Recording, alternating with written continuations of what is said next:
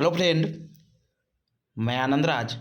आप लोग देखिए जेपी यूनिवर्सिटी जो छपरा में है, जयप्रकाश यूनिवर्सिटी, उसका बीएड फर्स्ट ईयर का 2024 में जो एग्ज़ाम हुआ था उसका हम क्वेश्चन लेके आए हैं। देखिए जो लोग 2025 में सेशन 24-26 वाले जो भी लोग बीएड में एडमिशन करवाए होंगे तो क्वेश्चन देख लीजिएगा, इससे आपको क्वेश्चन का पैटर्न पता चल जाएगा। तो इसमें हम कोर्स 1 से लेकर आपका मेथड जो 7A है सबका इसमें क्वेश्चन है, तो पूरा आप देख सकते हैं जिससे आपको पूरा पैटर्न समझ आएगा। तो देखिए सबसे पहला यूनिट जो है आपका आपका कोर्स 1 चाइल्डहुड एंड ग्रोमिंग आपका है।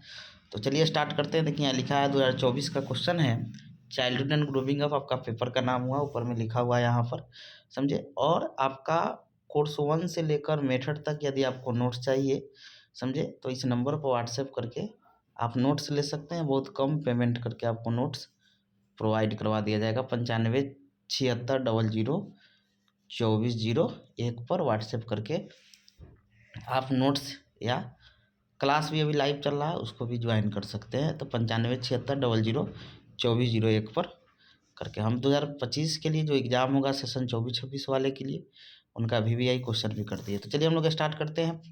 देखिए 80 नंबर का ये पेपर होता है, 5 यूनिट रहेगा। देखिए पहला यूनिट में क्वेश्चन है कि एरिक रिक्सन के विकास के मनोसामाजिक चरणों का विश्लेषण करें और शैक्षिक प्रथाओं के लिए उनके निहितार्थों पर चर्चा करें। देखिए यूनिट 2 का क्वेश्चन है कि सामाजिक, सांस्कृतिक और आर्थिक आयाम बचपन के विकास को कैसे प्रभावित करते हैं, चर्चा करें। हिंदी इंग्लिश दोनों में क्वेश्चन है। यूनिट 2 का क्वेश्चन है कि सामाजिक स्थिति और सहकर्मी संबंधों जैसे कारकों किशोरों की वृद्धि और आकांक्षाओं को कैसे प्रभावित करते हैं। अपने उत्तर का समर्थन करने के लिए विशिष्ट उदाहरण प्रदान करें। चौथा क्वेश्चन है कि किशोरों द्वारा सामना किए जाने वाले प्रमुख संघर्षों और चुनौतियों को पहचानें और उन पर चर्चा करें। अब आते हैं यूनिट 3 में कि विभिन्न पेरेंटिंग शैलियाँ बच्चों की सामाजिकरण प्रक्रिया को कैसे प्रभावित करती है। उदाहरण प्रदान करें कि ये शैलियाँ बच्चों के सामाजिकरण प्रक्रिया को कैसे प्रभावित करती है। छठा क्वेश्चन है कि बिहार में सामाजिक संस्थाओं के रूप में विद्यालय की भूमिका तथा विद्यार्थियों के मूल्य निर्धारण पर इसके प्रभाव का परीक्षण कीजिए। अब आते हैं यूनिट 4 में क्वेश्चन है कि धीमी शिक्षार्थियों और डिसलेक्सिक शिक्षार्थियों की तुलना करें। प्रत्येक समूह के सामने विशिष्ट चुनौतियाँ क्या है। 8वां क्वेश्चन है कि राइट शॉर्ट नोट ऑन यानी संक्षिप्त टिप्पणी लिखें। अवलोकन क्या होता है, रेटिंग स्केल। अब आते हैं यूनिट 5 में कि सहकर्मी बातचीत आत्म अवधारणा और सामाजिक व्यवहार को आकार देने में कैसे योगदान करती है। यानी आपका सहकर्मी बातचीत आत्म अवधारणा और सामाजिक व्यवहार को आकार देने में कैसे योगदान करती है। उदाहरण प्रदान करें कि सहकर्मी समूह पहचान विकास को सकारात्मक और नकारात्मक दोनों तरह से कैसे प्रभावित करती है। 10वां क्वेश्चन है पहचान निर्माण पर मीडिया, प्रौद्योगिकी और वैश्वीकरण के प्रभाव का मूल्यांकन करते हैं। कोर्स 1 हो गया। अब आते हैं हम लोग कोर्स 2। तो ये कोर्स 2 कंटेम्प्रोरी इंडियन एजुकेशन है, लिखा भी है, समझे। ये भी 80 नंबर का पेपर होता है। पहला क्वेश्चन है कि शिक्षा का अर्थ स्पष्ट करते हुए स्वतंत्र भारत में शिक्षा के प्रमुख उद्देश्यों का वर्णन कीजिए। दूसरा क्वेश्चन है शैक्षिक व्यवस्था में अनुदेशन और प्रशिक्षण के बीच मुख्य अंतर क्या है। अब आते हैं यूनिट 2 में है कि बहुसांस्कृतिक और बहुभाषीय समाज में समानता के लिए शिक्षा की भूमिका की विवेचना करें। चौथा क्वेश्चन है स्वतंत्रता, समानता, न्याय और बंधुत्व की प्रतिज्ञा की पूर्ति में शिक्षा की भूमिका को स्पष्ट कीजिए। अब आते हैं हम लोग यूनिट 3 में कि प्रकृतिवाद की विशेषताओं का वर्णन करें एवं इसके शैक्षिक महत्व को लिखें। छठा क्वेश्चन है कि दर्शन शास्त्र शिक्षा के लक्ष्यों और उद्देश्यों को किस प्रकार आकार देता है, स्पष्ट करें। यूनिट 4 का क्वेश्चन है कि टैगोर के शिक्षा दर्शन का मूल्यांकन कीजिए और पाठ्यक्रम और शिक्षा के स्थान पर उनके विचारों को स्पष्ट कीजिए। 8वां क्वेश्चन है प्लेटो के शिक्षा दर्शन के मुख्य सिद्धांतों को वर्तमान शिक्षा प्रणाली के संदर्भ में कैसे लागू किया जा सकता है। अब आते हैं हम लोग यूनिट 5 में कि शैक्षिक अवसरों की समानता के अर्थ को स्पष्ट करें, इसकी आवश्यकता और मार्ग की बाधाओं का वर्णन करें। 10वां क्वेश्चन है कि किन्हीं दो पर संक्षिप्त टिप्पणी लिखे। शिक्षा का अधिकार, विद्यालय की गुणवत्ता में शिक्षक की भूमिका और विद्यालय में एकल अध्यापक प्रणाली। अब हम लोग आते हैं कोर्स 3 जो आपका लर्निंग एंड टीचिंग है, लिखा भी है ऊपर में। तो देखिए ये भी 80 नंबर का पेपर होता है। यूनिट 1 में पहला क्वेश्चन है कि सीखने की प्रकृति को परिभाषित करते हुए मूलभूत सिद्धांत क्या है। दूसरा है कि मानवतावादी शिक्षण सिद्धांत के मूल मान्यताएं क्या है तथा शिक्षण के लिए इसकी प्रासंगिकता का विश्लेषण कीजिए।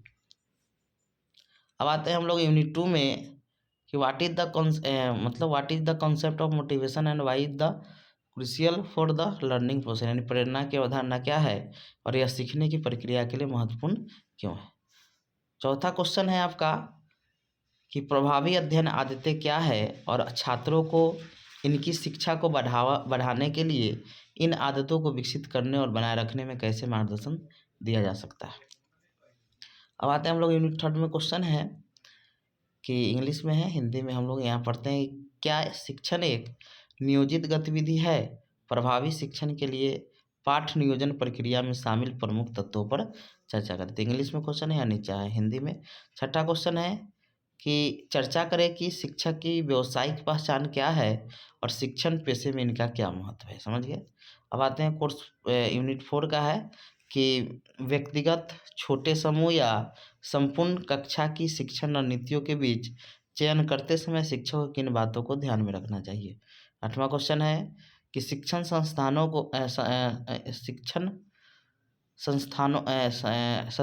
को अनुदेशात्मक उद्देश्यों के साथ संरेखित करने के महत्व पर चर्चा करें। शिक्षक कैसे सुनिश्चित कर सकते हैं कि उनके द्वारा चुने गए या विकसित किए गए संसाधन वांछित शिक्षण परिणामों को प्रभावी ढंग से समर्थन करते हैं। अब आते हैं यूनिट 5 में कि एक शिक्षक शिक्षार्थियों को कैसे प्रेरित कर सकता है और पूरे पाठ के दौरान उनका ध्यान कैसे बनाए रख सकता है। महत्वपूर्ण शिक्षण कौशल के रूप में उत्तेजना, भिन्नता और सुदृढ़ीकरण के महत्व पर चर्चा करें। अब आते हैं 10वां क्वेश्चन है कि पूछताछ आधारित शिक्षा सोच, कौशल सिखाने और ज्ञान के निर्माण को बढ़ावा देने के लिए एक प्रभावी रणनीति है। क्या आप इस संदर्भ में अवधारणा प्राप्ति मॉडल का उपयोग पर चर्चा कर सकते हैं। अब आते हैं हम लोग CC4 है जो आपका लैंग्वेज अक्रॉस द करिकुलम है। ये क्वेश्चन है कि भाषा को परिभाषित कीजिए, इसके विभिन्न रूपों और गुणों की चर्चा करें। दूसरा क्वेश्चन है कि पैगट यानी पिगट के यानी पियाजे के भाषा सीखने के सिद्धांत की व्याख्या करें। तीसरा क्वेश्चन है कि भाषा का अधिग्रहण यानी एक्वायरी लैंग्वेज क्या है, मतलब अर्जित भाषा क्या है, यह भाषा सीखने से किस प्रकार भिन्न है, यानी अर्जित भाषा सीखी भाषा में क्या अंतर है। अब आते हैं यूनिट 2 में कि पाठ्यक्रम में भाषा के महत्व पर चर्चा करें। 5वां है बहुसांस्कृतिक जागरूकता को परिभाषित करें, इसके फायदे पर चर्चा करें। अब आते हैं 6ठा क्वेश्चन है कि भाषा सीखने के उद्देश्य क्या है, व्याख्या कीजिए। यूनिट 3 का क्वेश्चन है कि NEP 1986 में भाषा शिक्षा के लिए सिफारिशों का विस्तार से उल्लेख करें। 8वां है कि भारत में भाषाओं के संबंध में संवैधानिक प्रावधान क्या है। और 9वां क्वेश्चन है कि स्कूलों में भाषा शिक्षा के लिए NCF 2005 जो है सिफारिशों का आलोचनात्मक विश्लेषण करें। देखिए इसमें 10 क्वेश्चन होगा, आपको प्रत्येक यूनिट से एक एक क्वेश्चन का चयन करते हुए कुल 5 प्रश्नों का जवाब देना है। तीनों यूनिट में आपको 5 प्रश्न देना है, यानी एक तो तीनों यूनिट से देना है और 2 क्वेश्चन आप कोई भी यूनिट से दे सकते हैं, लिखा भी है इसमें। अब आते हैं हम लोग CC5 में यानी अंडरस्टैंडिंग डिसिप्लिन एंड सब्जेक्ट में। इसमें भी वही है, 9 क्वेश्चन होगा, समझे, और आपको 5 क्वेश्चन का जवाब देना है, समझे।